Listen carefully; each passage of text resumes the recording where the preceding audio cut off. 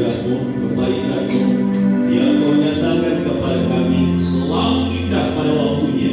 Dan Engkau memberkati kami, sebab Engkau adalah Allah yang selalu merindukan anak-anaknya menikmati limpah berkat daripada Tuhan sendiri. Dan kami berdoa baik anak-anak kami maupun kami yang akan menerima firman pada pagi hari ini, Allah Engkau yang akan mencurahkan berkat-Mu, mengurapi setiap hamba-Mu, menjadikan mereka menjadi alat di dalam tangan-Mu untuk memuliakan Engkau di dalam pelayanan pada pagi hari ini.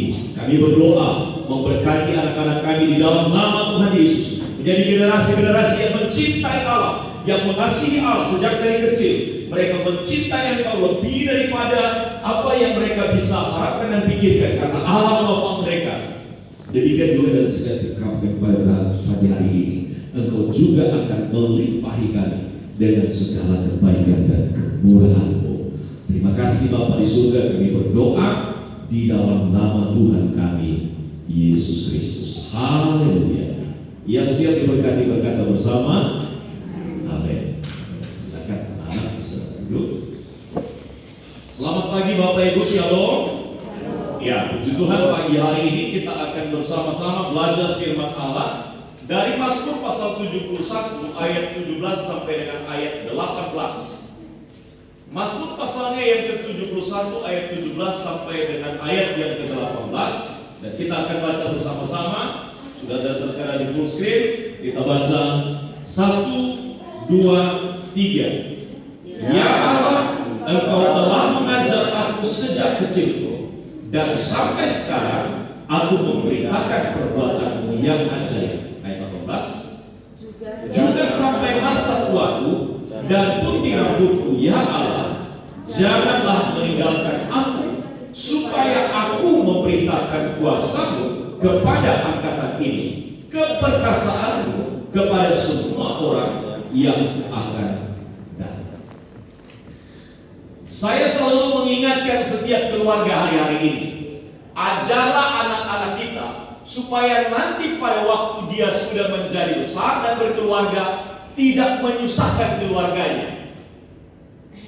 Mengapa? Karena pendidikan yang kita ajar di dalam rumah, itulah yang akan dihidupinya nanti di kemudian hari ketika dia sudah mandiri, ketika dia sudah berkeluarga.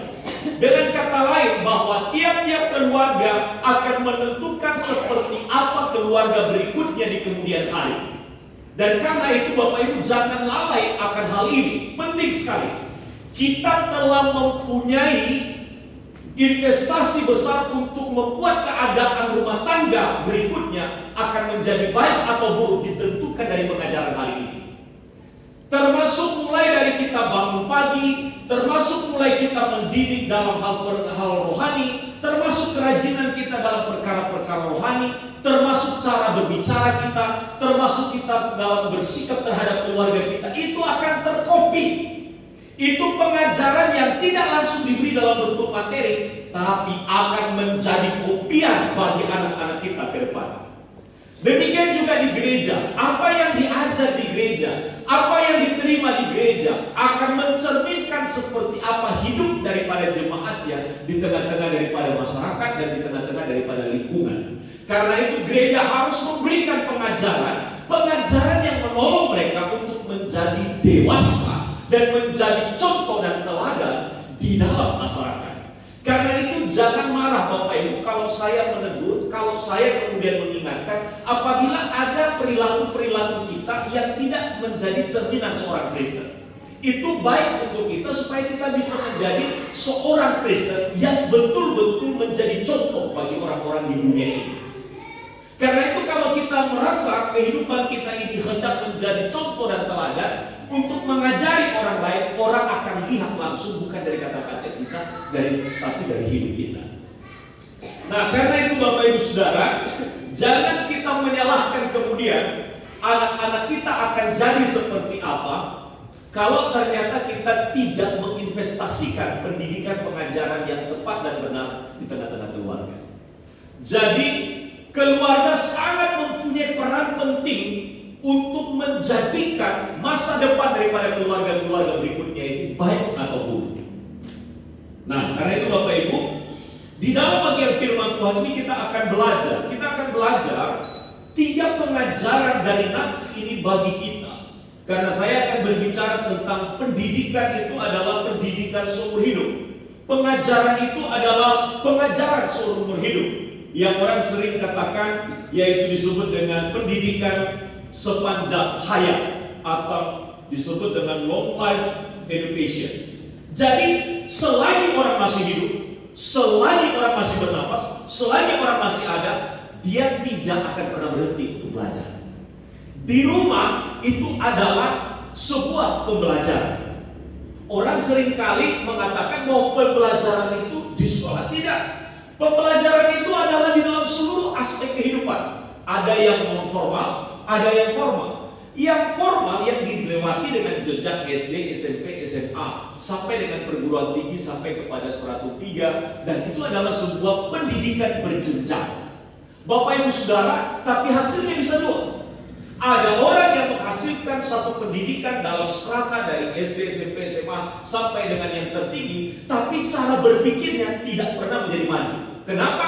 Karena masih kolot cara berpikirnya, masih belum terbuka cara dia memahami apa yang dia pelajari, dan belum dapat membumikan sesuai dengan situasi dan kondisi.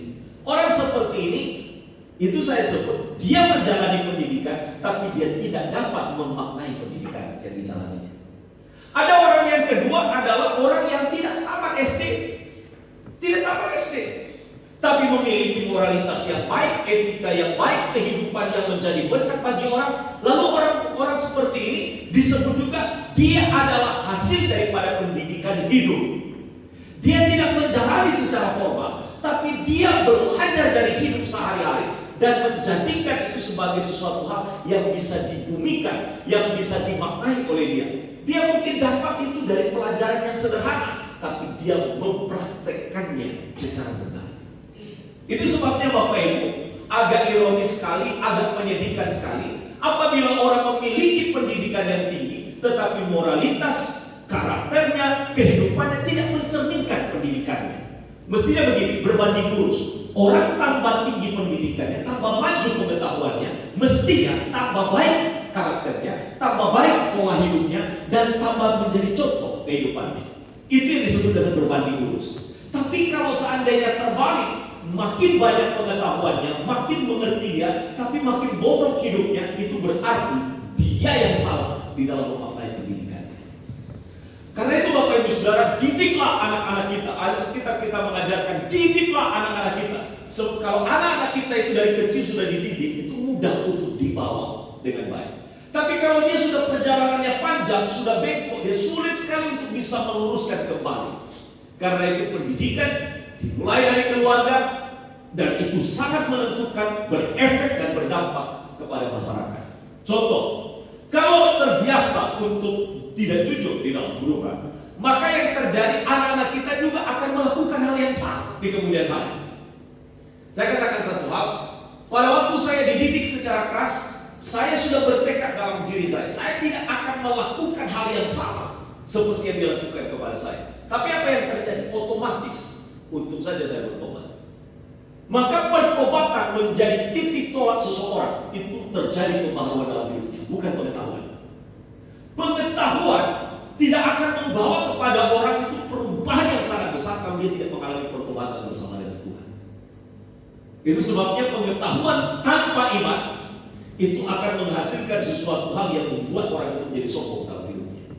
Pengetahuan plus iman membuat orang itu menjadi orang yang merendahkan hati di hadapan Allah pada akhir. Karena itu anak-anak kita tidak cukup diberi pengetahuan tentang karakter, tidak cukup diberi pengetahuan tentang pendidikan umum, tidak cukup diberikan segala modal untuk hidup, tapi perlu mereka diberikan pengajaran-pengajaran yang berhubungan dengan pengajaran iman. Nah, ini penting sekali. Nah, Bapak Ibu, 3 pengajaran dari nats ini ialah yang pertama di ayat 17. Tuhan adalah guru kita. Kalau begitu, tidak ada alasan bagi setiap orang percaya yang tidak berkata, saya tidak belajar dalam hidup ini. Mengapa? Karena ayat ini mengatakan demikian. Ya Allah, Engkau telah mengajar aku sejak kecil. Itu berarti bahwa Tuhan itu menjadi soko guru, menjadi guru bagi kita, yang terus menjadi tempat kita untuk belajar dan berguru. Karena itu orang percaya Seharusnya dia tidak pernah kehilangan kesempatan, kekurangan peluang untuk terus belajar dalam hidup. Karena setiap pelajaran yang kita jalani di hari-hari kita, Allah sedang mengajar kita di sana. Allah sedang mengajar kita pada waktu kita bangun pagi. Allah mengajar kita tentang apa di sana? Allah mengajar kita bahwa hidup adalah pemberian Allah. Pada waktu kita bisa bersama-sama hidup di tengah-tengah keluarga dan kemudian penuh dengan damai sukacita, Allah memberkati keluarga kita. Allah sedang mengajar kita bahwa Allah adalah Allah yang memperhatikan keluarga kita. Pada waktu anak-anak kita menempuh pendidikan, pada waktu kita bisa bekerja, pada waktu segala sesuatu bisa berjalan sebagaimana yang kita pikirkan, itu berarti Allah rancangannya sedang dikerjakan di dalam kita. Itu pelajaran-pelajaran hidup. Karena itu setiap kita dapat membuat buku, dapat menulis buku, dapat menceritakan tentang pengalaman-pengalaman, tentang bersama dengan Tuhan, belajar dengan Tuhan, berguru dengan Tuhan. Bapak Ibu Saudara, seringkali kita tidak dikenal oleh anak keturunan dan nenek moyang kita karena kita tidak meninggalkan tulisan yang bisa dibaca tentang hidup kita. Karena itu saya sudah kumpulkan. Saya mungkin mengingatkan anak-anak saya yang ada di sini. Saya sudah mengumpulkan tulisan-tulisan perjalanan hidup saya. Dan saya sudah kumpulkan di dalam perjalanan sejak saya kecil sampai kemudian saya sampai pada pendidikan, merantau di Kota Padang, merantau ke Jawa Timur. Saya sudah buat itu dalam ringkasan. Supaya apa? Ketika kemudian anak cucu saya bertanya, apa yang kita bisa pelajari dari papa? Apa yang kita bisa pelajari dari opa? Apa yang kita bisa pelajari dari hidupnya? Apa yang bisa memberkati kita? Maka mereka membuka catatan perjalanan hidup saya. Dan mereka belajar tentang hal-hal yang berhubungan dengan bagaimana saya hidup, bagaimana hidup pertobatan saya, bagaimana setelah saya bertobat, bagaimana hidup pelayanan saya, bagaimana motivasi hidup yang saya jalani, dan bagaimana pelajaran-pelajaran semuanya itu mereka bisa lihat ada satu pautnya belajar dengan Tuhan. Saya melihat benang merah yang sangat panjang dalam perjalanan hidup saya. Dan benang merah itu berbicara bahwa Allah selalu menyertai perjalanan hidup saya selagi saya mau bersama-sama berjalan dengan Dia. Itu sesuatu hal yang luar biasa. Jadi saya sudah bukukan, tapi belum dalam bentuk buku. Jadi sudah kira-kira mungkin kalau dikumpulkan semua kira-kira sekitar 80 atau 60 halaman. Tinggal hanya dibikin detailnya saja. Bapak Ibu Saudara, semua kita bisa melakukannya. Apa yang terjadi di hari-hari kita? Anak-anak kita tidak pernah tahu bagaimana kita sukses.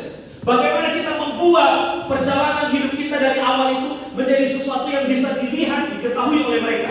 Mereka hanya tahu kita jadi hari ini, tapi tidak tahu bagaimana perjuangan kita. Itu akan membuat mereka menjadi orang-orang yang kadang lupa diri nanti. Kalau tidak tahu bagaimana perjalanan hidup orang tua sejak dari awalnya, bagaimana mereka hidup dengan Tuhan dan bagaimana bisa belajar untuk menimba semua perkara-perkara penyertaan Tuhan di dalam hidup keluarga kita. Itu karena apa? Karena kita berjuang dan karena kita mencari Tuhan. Itu mereka perlu belajar. Bapak Ibu Saudara, banyak keluarga-keluarga menjalani perjalanan hidup, tapi tidak satu pun dari anak-anaknya tahu bagaimana perjalanan hidup orang tuanya. Bagaimana perjalanan hidup itu kemudian menjadi sesuatu yang bisa menjadi hal yang memberkati mereka untuk dijadikan sebagai teladan di masa depan mereka. Karena itu Bapak Ibu Saudara, mumpung masih ada kesempatan, berbagilah dengan anak-anak kita. Utamanya bagian yang pertama adalah belajar bagaimana kita berguru dengan Allah, bagaimana Allah menolong perjalanan hidup kita, bagaimana Dia memberikan kepada kita hal-hal yang menjadi jalan keluar ketika ada persoalan-persoalan hidup, dan kita menemukan jalan keluarnya karena kita belajar bersama dengan Tuhan. Bapak Ibu Saudara, kita ini adalah guru setelah kita kemudian belajar dengan Tuhan. Semua orang punya potensi untuk menjadi guru yang terbaik bagi orang-orang di sekitarnya kalau dia belajar memakai hidup. Tidak harus pendidikan secara formal, barangkali. Karena kita lihat dalam pengalaman itu banyak orang-orang justru malah menjadi inspirasi bagi orang lain. Justru ketika mereka justru malah mempraktekkan hidup yang bisa menjadi berkat contoh bagi orang lain. Jadi yang pertama di dalam bagian ini, Tuhan adalah guru kita. Dia mengajar kita. Pemasmur katakan, ya Allah, Engkau telah mengajar aku sejak kecilku. Dikatakan sejak kecil engkau mengajar aku. Saya ingat pendidikan saya sejak dari kecil. Pendidikan selama 6 tahun yang saya terima dalam pendidikan, bukan dalam pendidikan formal. Kalau pengetahuan saya lupa semua tentang apa yang saya pelajari. Tapi pendidikan yang tidak pernah saya lupakan itu justru di tengah-tengah keluarga. Apa itu? Pendidikan pentingnya berdisiplin secara rohani. Setiap pagi bangun, baca firman, kita berdoa, kemudian kemudian melakukan segala pekerjaan. Malam itu juga kita sebelum tidur, kita baca firman, kita berdoa, baru kita tidur. Itu pendidikan yang saya jalani selama 6 tahun kali 365 hari. Akhirnya menjadi gaya hidup, menjadi kebiasaan. Jadi selama 6 tahun pendidikan yang saya terima apa? Pendidikan selama SD saya dari kelas 1 sampai kelas 6, pendidikan yang saya terima adalah pendidikan pentingnya kedisiplinan secara rohani. Itu luar biasa. Dan siapa yang menanamkan itu adalah orang yang paling saya tidak suka, yaitu opa saya dan oma saya. Tapi dia telah memberikan pelajaran berharga tentang bagaimana berdisiplin secara rohani, sehingga mudah saya untuk mengikuti hal-hal yang bersifat rohani hari-hari ini. Bukan sesuatu hal yang berat bagi saya untuk mengerjakan. Karena apa? Sudah menjadi kebiasaan dan gaya hidup. Itu pelajaran. Saya berburu kepada, secara tidak langsung berburu kepada opa dan oma saya. Yang kedua, pelajaran selama SMP adalah pelajaran bahwa hidup itu harus ada perjuangan untuk bisa kita sukses. Tidak mungkin tidak. Kenapa? Karena pada waktu saya pindah ke kota, saya belajar bagaimana bekerja mencari uang, bagaimana cara bekerja jadi buruh kasar di pasar, bagaimana cara bekerja dengan orang lain dan menghasilkan duit. Bagaimana menghargai 1 rupiah. Saya agak kaget. Satu orang beberapa hari yang lalu di depannya mall dia dulu ya. Cyber Mall sekarang ya. Ada seorang peminta-minta. Kemudian oleh seorang yang punya mobil, dia minta dia keluarkan, dia kasih uang 200. Waktu dia lihat uang 200 langsung dia buang. Bagi dia uang 200 tidak berarti. Bagi saya yang sudah terbiasa lihat uang 5 rupiah, itu sangat berharga bagi saya. Tapi bagi dia uang 200 rupiah itu tidak berharga. Seringkali kita meremehkan uang 200 rupiah, 100 rupiah dan kadang-kadang dibuang-buang. Bapak Ibu, kalau orang pernah menghargai betapa sulitnya mencari uang, orang tidak akan pernah bisa buang sesuatu yang dia dapat walaupun kecil. Saya itu dapat 5 rupiah itu, dapat 100 perak itu jual kantong kresek di pasar. Jadi mengerti bagaimana menggunakan uang, mengerti bagaimana sulitnya hidup. Itu pelajaran yang saya terima selama saya SMP. Saya harus berjalan kaki sampai 3-5 kilo untuk bersekolah. Rela saya untuk tidak menerima jajan sama sekali demi untuk nabung bagi uang, buku, beli buku dan lain sebagainya. Pelajaran selama SMP saya adalah pelajaran bahwa hidup itu perjuangan dan harus diupayakan untuk bisa berhasil. Saya tamat SMP, saya masuk SMA. Masih saya lanjutkan pelajaran di SMA juga sama. Tapi ada hal yang plus selama pelajaran waktu saya di SMA dari kelas 1, 2, dan 3, bahwa ternyata seluruh perjalanan hidup ditentukan oleh pertobatan dan pengenalan kita kepada Yesus. SMA saya baru terima Yesus secara pribadi sebagai Tuhan dan Juru Selamat saya ketika saya masih kelas 1 kelas 1 SMA. Saya percaya Yesus justru pada waktu saya masuk di SMA. Sejak itulah yang menggerakkan perjalanan hidup saya. Pada waktu di perguruan tinggi 5 tahun pendidikan, Tuhan ajar saya bahwa seorang hamba adalah seorang yang harus mengabdikan diri sampai mati. Itu pelajaran. Jadi pelajaran SD, pelajaran SMP, pelajaran SMA, pelajaran sampai perguruan tinggi, itu kalau dikaitkan dengan masalah iman akan melihat sebagai sebuah mata rantai. Kita sedang diajar dan sedang berguru dengan Tuhan.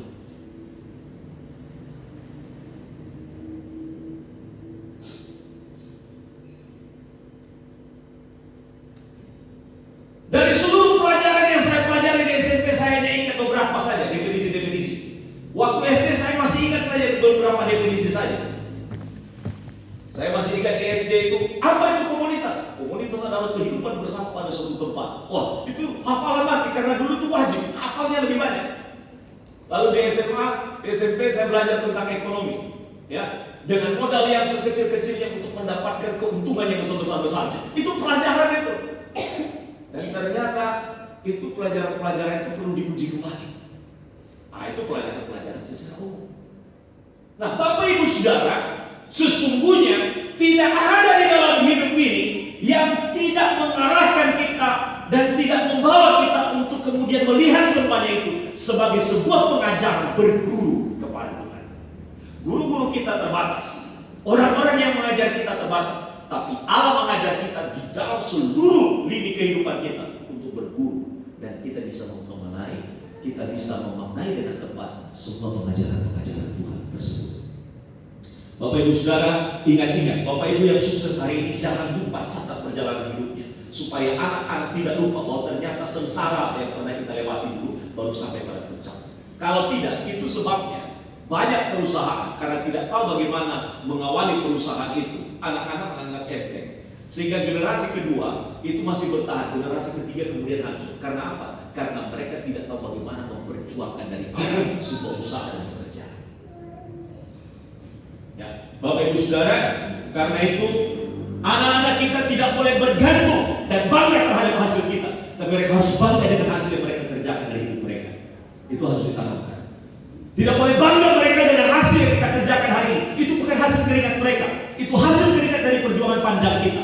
Sama seperti itu juga, perjuangan iman yang kita peroleh hari ini tidak bisa kita buktikan kepada anak-anak kalau mereka tidak belajar untuk beriman kepada Allah. Ini penting. Bapak Ibu Saudara, pelajaran dari hidup kita ini berguru kepada Tuhan, dan Tuhan mau anak-anak kita juga berguru kepada Tuhan. Kita berguru kepada Tuhan karena sesungguhnya Allah mau kita mengambil semua pengajaran-pengajaran dalam seluruh pelajaran hidup bersama dengan Dia. Tuhan adalah guru bagi kita. Katakan, ya Allah, Engkau telah mengajar aku sejak kecil dan sampai sekarang aku memberitakan perbuatan yang ajaib. Jadi orang ini, pemasmur ini, sedang berbicara bahwa dia sudah dapat pelajaran berharga dan dia kemudian membagikan itu kepada orang lain.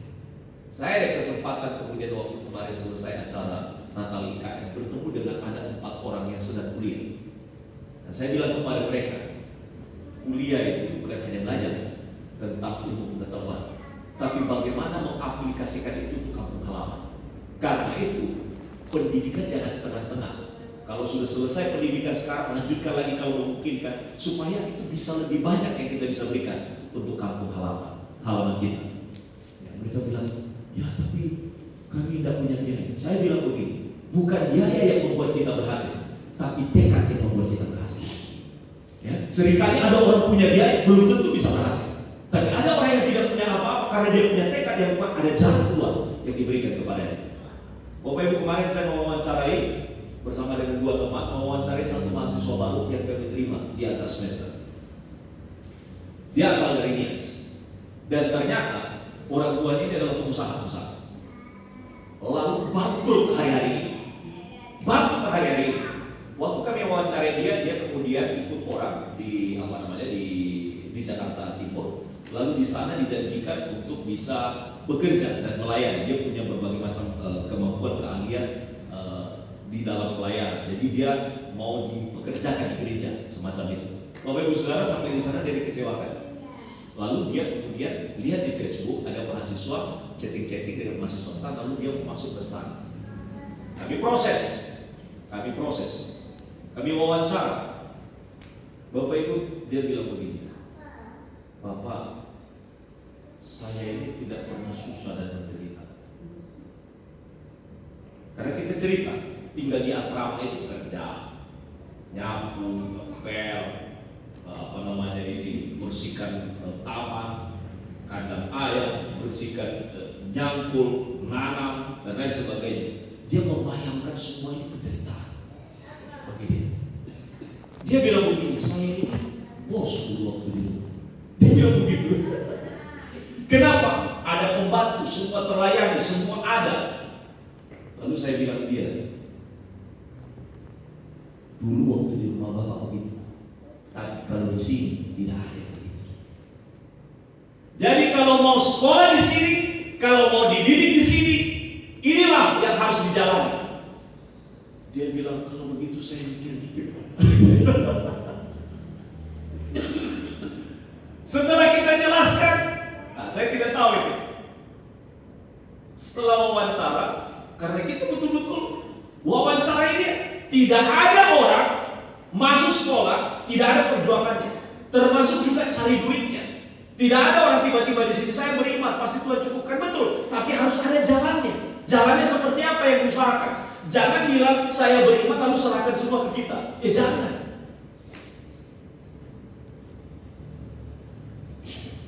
Lalu kami tanya, uang yang ada di saku berapa? Waktu datang uang berapa yang ada? 150.000 ada. Oke, baik. Setorkan itu kalau mau mendaftar di sini. Karena orang sekolah tidak ada yang tidak ada bayar pakai duit. Tapi soal masalah alam cukupkan itu pasti. Tapi engkau harus mulai dengan menabung berapa uang yang ada di kantong. Karena ini perguruan tinggi, biayanya ada. Nah, beberapa jam kemudian saya ditelepon untuk bagian yang koordinator wawancara. Pak, orangnya kelihatannya mau pulang ke Cilacap, Pak. Dia tidak siap rupanya. Nah, saya kemudian kirim SMS. Saya bilang begini, bagi seorang perantau, kalau layar sudah terkembang, pantang untuk suruh. Tidak ada balasan. Artinya begini, berjuang dalam hidup itu sudah tidak ada kata mundur atau kembali. Jalan terus. Sekalipun kesulitannya ada. Bukankah kita mengikut Tuhan itu banyak kesulitan juga yang kita hadapi? Betul atau tidak? Anak kita tahu tidak kesulitan kita. Mereka hanya tahu senyum-senyum saja kita. Tapi tidak tahu bagaimana kita berjuang bersama dengan Allah. Bagaimana kita belajar bersama dengan Allah. Dan itu yang harus dibagikan di meja makan. Itu yang harus dibagikan waktu kita kumpul dengan anak kita. Jangan hanya ceritakan yang baik-baik saja. Ceritakan bagaimana sulitnya hidup, tapi bagaimana Tuhan turun campur tangan bersama-sama untuk menopang kita. Supaya mereka belajar dalam hidup itu dan tidak kaget seperti anak yang tadi. Saya kaget selama saya wawancarai orang. Baru kali ini saya dengar ada mahasiswa, saya ini bos di kampung.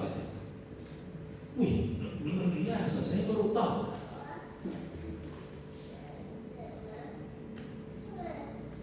Jadi waktu ketemu pertama kali, dia itu hanya lihat sisi luarnya saja. Karena rupanya mahasiswa kita juga ceritakan yang enak-enak saja. Jadi pada waktu wawancara, saya bilang, aduh jauh sekali, itu hanya seujung jari yang diceritakan yang enak-enak. Saya cerita itu bukan yang ujung jari, yang enak-enak yang saya cerita. Dan goncang. Nah, saya selalu punya prinsip, lebih baik dia dengar yang paling sulit daripada dengar yang enak-enak. Nanti dia di tengah jalan dia tinggalkan. Itu saya ingat beberapa mahasiswa. Karena diceritakan sama mahasiswa-mahasiswa yang baik, saya bersyukur 6 semester bisa berjalan. 6 semester itu bayar pakai duit. Ya. Ada perjuangannya, ada kesulitannya, tapi dia hanya dengar, luar biasa ya, luar biasa. Nah ini, saya kasih tahu luar biasanya itu ada di balik luar biasanya itu.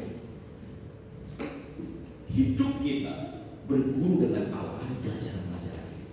Maka Pemasmur berkata, engkau mengajar aku dari kecil, dan sampai sekarang aku memberitakan tentang perbuatanmu yang ajaib. Berarti ada banyak setumpuk pengalaman yang telah dipelajari bersama dengan Tuhan dan dia bagikan kepada kita. Haleluya. Jadi Bapak Ibu Saudara, kalau kita berhenti untuk berguru kepada manusia, Allah menjadi guru untuk selama-lamanya bagi kita yang mendapatkan pendidikan sepanjang hayat hidup kita. Amin. Saya ini agak sedih ya, agak sedikit ya lucu gitu. Kami kan keliling sama ibu. Lalu di depan sebuah toko, saya melihat, wih anak-anak kecil-kecil itu duduk sambil kaki di dinding dekat pagarnya jalan itu begini. Anak-anak kecil, ada anak perempuan, ya, rupanya ikut dengan orang tuanya berjualan. Nah, ikut dengan orang tuanya. Berarti tidak sekolah kalau begitu, atau mungkin karena libur. Saya lihat, wih, anak-anak ini luar biasa ya, menjalani hidup jauh lebih sulit dibandingkan dengan anak-anak yang lain. Anak-anak yang lain di rumah tinggal berangkat, angkat tas, berangkat sekolah. Ini anak-anak itu berjualan dengan orang tuanya. Makanya seringkali pelajaran hidup membuat anak-anak kita mendidik bukan untuk hal-hal yang enak-enak saja, tapi pada hal yang sulit mereka juga perlu belajar. Ini anak-anak saya ajar sekarang ya. Untuk hidup dalam rumah ini sudah belajar untuk mandiri. Pekerjaan-pekerjaan dalam rumah ini harus mulai dikerjakan. Dan karena itu anak yang dimanja akan membuat dia sulit untuk menerima pelajaran untuk mandiri ke depan. Saya kira anak yang saya wawancara ini anak yang terlalu dimanjakan sampai di SMA. Makanya jadinya seperti ini. Tidak tahan banting. Ya saya berdoa dia tidak pulang kampung. Saya berdoa. Dan saya berharap saya masih ketemu dia besok. Saya berharap masih ketemu dia besok. Dan kalau dia ketemu dengan dia besok, dia akan bertemu dengan saya di kelas. Dan itu sesuatu hal yang saya rindu untuk investasikan hidup pengajaran kepada dia. Karena apa? Dia adalah orang yang ternyata tidak kuat menjalani hidup. Karena ternyata investasi dari orang tua memanjakan dia telah menjadikan dia menjadi orang yang tidak tahan menerima berbagai macam kesulitan hidup. Jadi bersyukurlah kalau anak-anak dididiknya. Kalau kita menjadi hasil daripada pendidikan yang keras itu juga baik.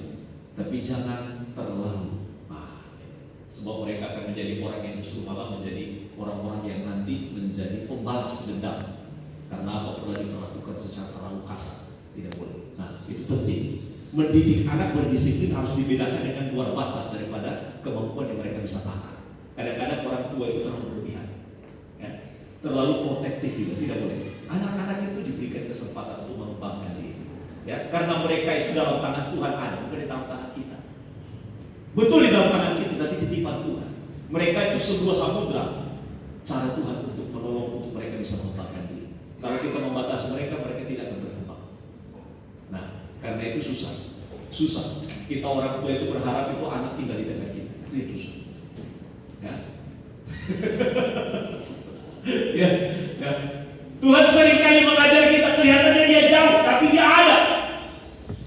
Kelihatannya dia tidak dekat dengan kita, dia ada bersama dengan kita. Hanya kadang-kadang kita kelihatan tidak melihat dia. Anak-anak seringkali harus diajar seperti itu, supaya mereka hanya bergantung kepada kita saja. Saya sudah terdidik dari kecil itu tidak ada orang tua di sana. Jadi terasa betul. Terasa betul. Jadi kadang-kadang saya ini ada dampaknya kurang baik. Kadang-kadang saya terlalu percaya anak-anak itu pasti jalan sendiri. Itu agak kurang baik ya. Di sisi lain kurang baik. Tapi di sisi yang lain itu pelajaran yang pernah saya terima, bahwa kalau kita sudah dari kecil diajar untuk mandiri, kita akan menjadi orang yang mandiri di kemudian hari. Ibu-ibu boleh sayang anak, tapi jangan terlalu sering ada di bawah ketiak kita. Tidak baik untuk mereka, ya, tidak baik untuk mereka. Ini bagi-bagi yang ini pasangan-pasangan muda yang akan punya anak, ya, ingat-ingat. Anak disayang-sayang dari awal itu baik, tapi kalau terlalu itu akan membuat kesusahan bagi mereka di kemudian hari.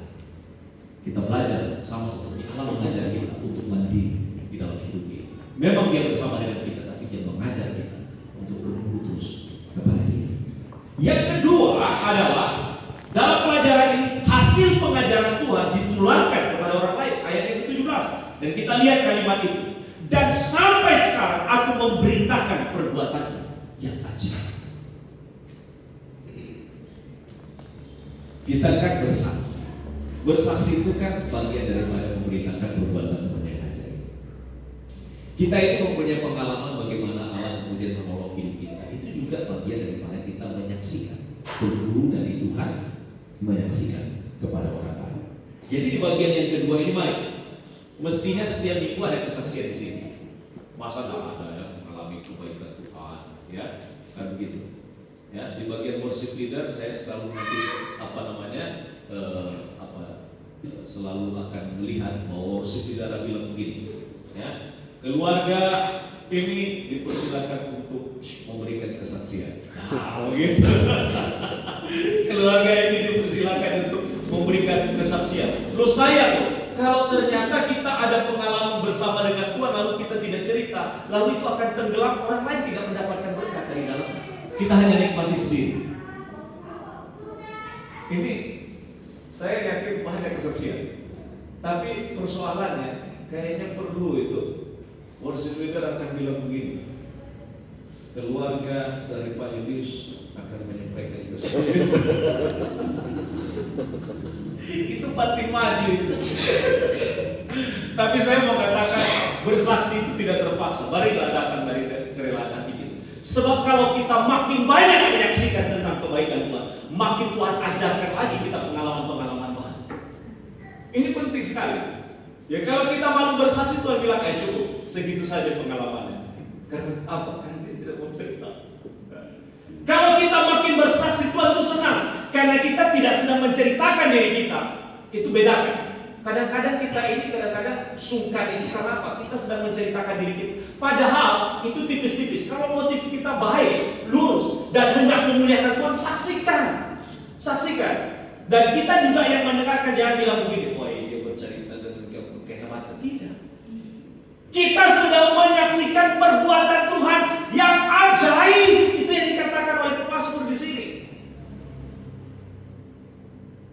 Worship leader akan bilang begini kepada pasangan muda, kepada Bapak Ferry, nah gitu ya, dipersilahkan untuk membagikan kesaksian. Wah pasti ada kesaksian, 2 minggu di Nias. Iya kan? Kadang-kadang perlu seperti itu, iya kan?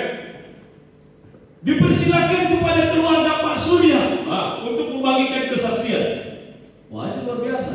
Karena dia ini pindah dari Pare ke Malang, itu ada ceritanya, begitu. Dan saya belum pernah dengar. Pasti kita rindu untuk mendengar kesaksian. Luar biasa. Oma sakit parah di Blitar, gitu. Bisa kembali ke Malang dalam keadaan sehat, segar-segar seperti sekarang. Saya hanya dengar cerita dari jauh. Oma bisa berdiri di sini berbagi kesaksian. Dia mau ketawa. Perbuatan Tuhan yang ajaib itu. Haleluya. Oma Mukhtar, ya, ada di sini. Perjalanan dengan keadaan tak bisa melihat sepanjang tahun itu sesuatu hal yang luar biasa yang bisa dibagikan di sini. Bagaimana ternyata orang yang bergumul dengan tak dapat melihat bagaimana pergumulannya dan membagikan kepada orang yang bisa melihat ini supaya menghargai. Sedemikian rupa kesempatan masih diberi kesempatan untuk punya mata yang sangat baik dan jelas. Ini luar biasa. Begitu ya, Oma Mukhtar. Ada banyak kesaksian. Ya, Mbak Trias ini bergumul dengan bapak yang sangat bolak-balik, ya, dan tumpuan harapan menjaga, merawat, mengawasi itu adalah pekerjaan yang berat.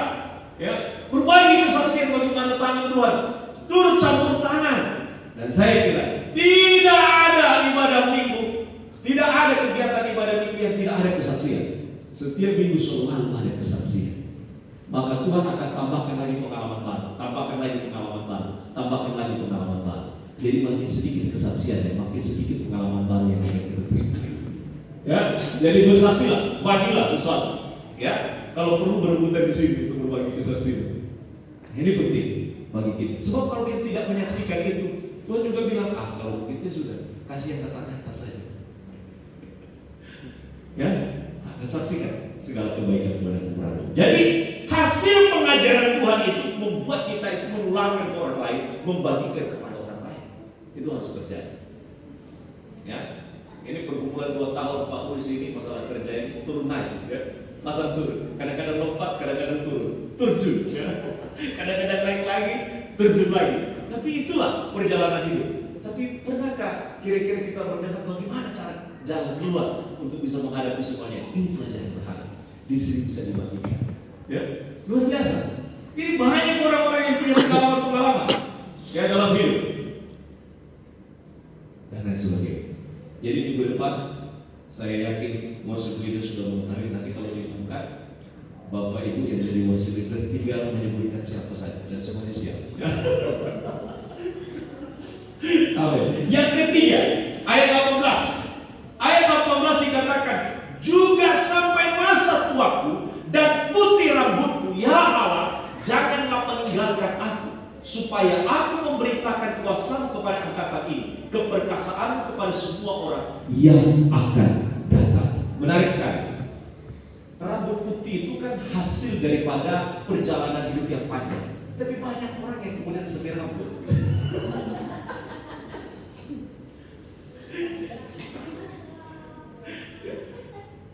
Rambut putih itu tanda kemuliaan.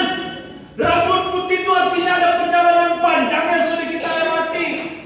Untuk mendapatkan rambut putih itu tidak mudah. Tapi berapa banyak orang yang kemudian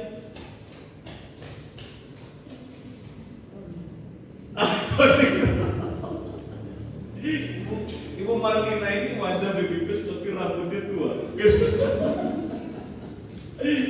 Saya terbalik, wajah tua rambut tetap muda. Jadi hanya beberapa biji saja yang putih-putih. Ini berarti masih kurang hikmatnya kalau banyak putihnya. Ya?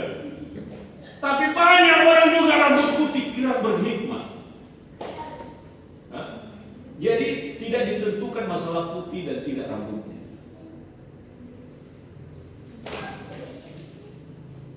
Bapak Ibu, pemazmur berkata, sampai masa tua dan sampai putih rambut, jangan engkau meninggalkan aku. Artinya apa? Di bagian yang ketiga pelajaran, teruslah dimentori Tuhan sampai akhir hidup. Dimentori Tuhan itu enak. Ada masa-masa di mana kita sulit, tapi Dia mengajar kita di sana. Ada masa-masa enak, Dia juga mengajar kita untuk menghargai semua itu sebagai berkat. Bapak Ibu Saudara, kalau dimentori Tuhan itu artinya didampingi Tuhan itu baik sampai masa putih rambut. Jangan pernah berhenti. Ya. Siapa yang paling umurnya tua di sini? Oma Mukhtar berapa umurnya sekarang, Oma? Aku 64. Oh, oke, 64. Oma Rosi 64. Oma Mukhtar 69. Pak Noh berapa tuh? Pak? Iya. 77 tahun, luar biasa. Ada 64, ada 69, ada 77 tahun. Coba kita perhatikan Bapak di belakang, rambutnya putih. Tapi apakah Bapak sering terganggu kalau lihat di depan kaca Bapak? Kan tidak, Bapak. Ada pelajaran hidup yang telah dilalui dari perjalanan panjang itu. Ya, luar biasa. Jadi apalagi beliau ini adalah mantan guru. Ya, mantan guru. Itu berarti ada pelajaran banyak yang telah dilalui oleh beliau ini. Jadi, ya puji Tuhan, kita perlu dapat juga kesaksian-kesaksian. Nah, Bapak kita ini memang, Mbah ini memang sering bersaksi kalau dalam kegiatan kelompok saya. Sekali kita perlu mendengar juga kesaksian di sini, Mbah. Ya, puji Tuhan. Jadi sampai hari ini saya yakin dan percaya kita tidak berhenti seperti kata daripada pemazmur. Engkau mementori aku sampai putih rambutku, sampai masa tuaku. Engkau bersama dengan aku. Dikatakan dalam bagian ini, sampai masa tuaku dan putih rambutku ya Allah, jangan meninggalkan aku. Biarlah itu menjadi doa kita. Itu pengajaran penting pada pagi hari ini. Jangan meninggalkan aku. Jadi saya simpulkan firman Tuhan untuk kita pagi hari ini. Mari kita belajar 3 hal yang penting dari bagian firman Tuhan ini. Tuhan menjadi guru bagi kita.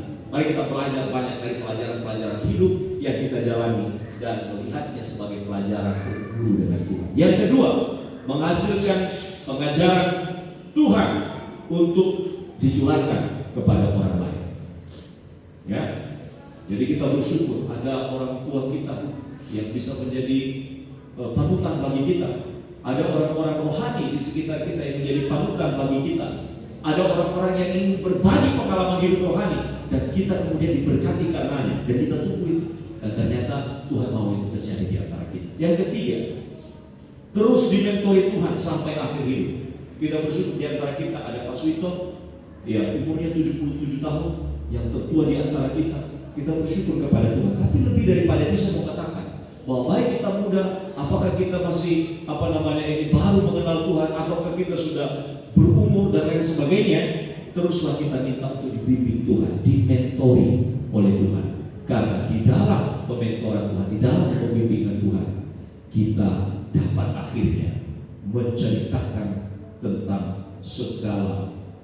keajaiban-keajaibannya, baik kepada angkatan ini maupun kepada generasi yang akan datang. Maka saya yakin dan percaya, bagaimana seseorang bisa menyampaikan tentang kesaksian keperkasaan Tuhan, bagaimana tentang keajaiban Tuhan di masa yang akan datang, bagaimana caranya? Itu berarti menulis, ditinggalkan kepada anak cucunya, lalu mereka membacanya, mereka menjadi diberkati karenanya. Tuhan menolong kita, memberkati kita melalui firman pada pagi hari. Saya mau mengatakan kalimat terakhir: selamat berburu di dalam hidup bersama Tuhan. Mari kita